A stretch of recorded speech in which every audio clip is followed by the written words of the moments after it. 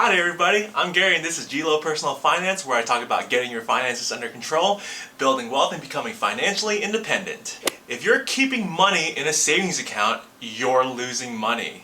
Every year your dollar sits in a bank account, it loses buying power. Think about it. How much did a movie ticket used to cost, and what does it cost now? Remember how much bread used to cost?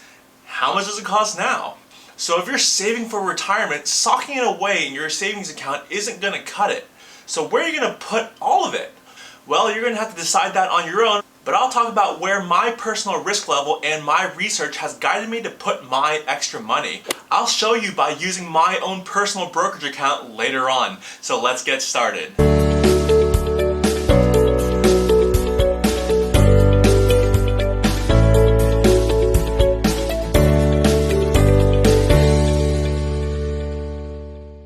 First off, my personal rule of thumb is to only have your emergency fund and expected upcoming expenses in your savings account. I keep about 5 months in expenses in case emergency happens, and everything else I'll invest, making my money work for me. So think about how much cash you need, and in the meantime you can start small by investing a little bit each month and increasing your contributions as you get more comfortable. For how you should be investing, I can't tell you what funds to buy. I personally put the majority of my money in a total stock market index fund.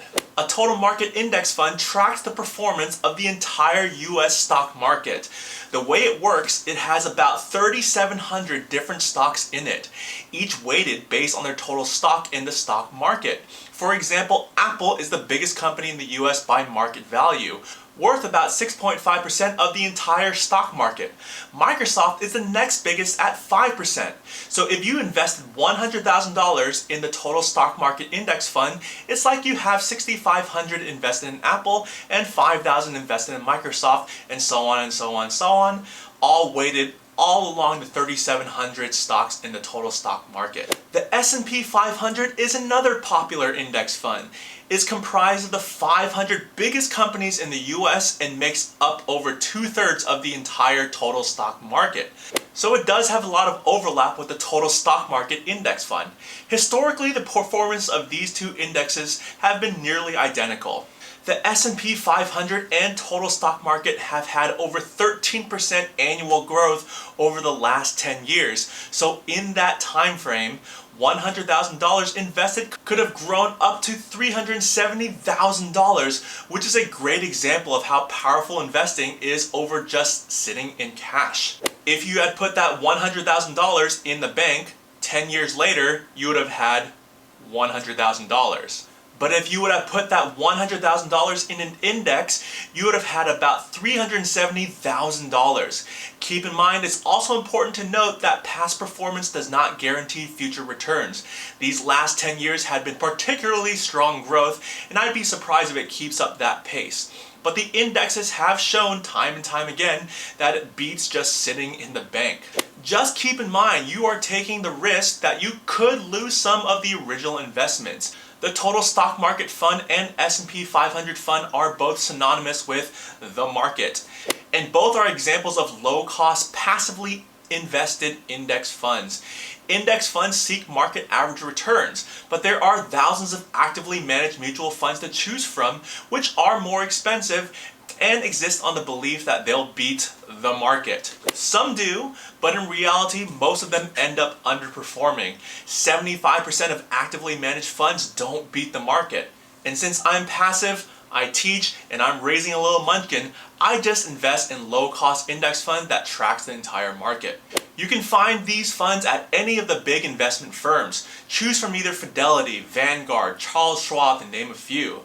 If you were to use Fidelity's Total Stock Market Index Fund, FSIAX, there is no minimum investment, and the fee is only 0.015%. So for every $1,000 you've invested, it'll cost you 15 cents per year. A good practice for investing is to consistently contribute every month, as much as you can afford. You can do things like set up direct deposit to have a portion of your paycheck go straight to your investments, or automatically transfer some amount from your bank, like $500 every month, or just contribute each month based on how much you have available.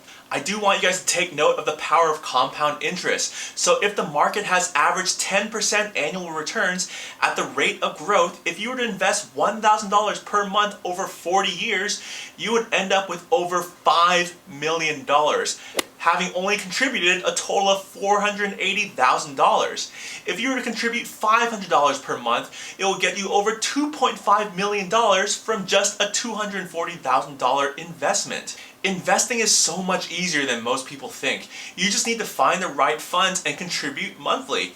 It does get slightly more complex as you get older and as you accumulate more wealth. Once you cross a certain threshold of wealth, and I'm talking $200,000 plus invested, it'd be a good idea to get a little more diversified into bonds and international stocks.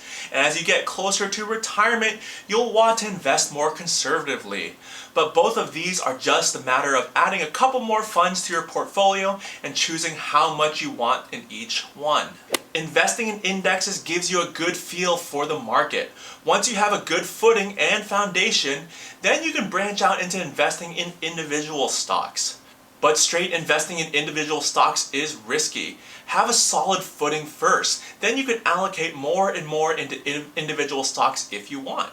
So meet me over here at my computer and I'll show you how easy it is to purchase a piece of the market. I talked about in my last video how I love depositing a lump sum for my Roth IRA, so I'm going to be investing that lump sum into the market. I'll be choosing the fund VTI, a Vanguard Total Market ETF, to be investing in. So let's go ahead and head on over. What's up, everybody? So let me go ahead and show you how I'm going to purchase some shares of VTI in my Roth IRA. It's pretty straightforward, pretty simple.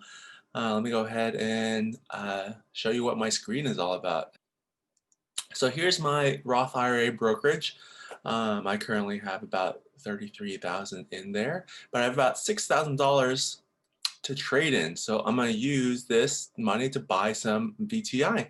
So let's go ahead, and I already have some VTI in my account. I'm going to do transact. I'm going to buy. So right now I'm going to get a quote of what VTI costs. So according to this, VTI costs about $197.97. I want to do a dollars to shares calculator because I have about $6,135 to trade with. So I'm going to calculate how much that is. It gives me about 31 shares. I'm going to buy about 31 shares. I'm actually going to do a limit order and purchase this for $197.60. So if it goes below $197.60, then it will purchase these shares. Hopefully you guys found this helpful and informative. Building wealth is a process. It takes time. I'm definitely not asking you to buy indexes if you are not ready. The purpose of this is to encourage you to research places for your money. If you eventually conclude from your research that savings account is the place to stash your cash, by all means, go for it. However, to blindly trust a financial advisor or even some random guy on the internet touting the joys of index funds, my honest goal is for you to take charge of your money and really research ways for building wealth, giving you knowledge and the financial literacy for your retirement years. Please consider liking and subscribing to my channel. Browse my other videos on how to build that wealth. Go ahead and check out the links in the description for other ways I build wealth, and I'll see y'all later.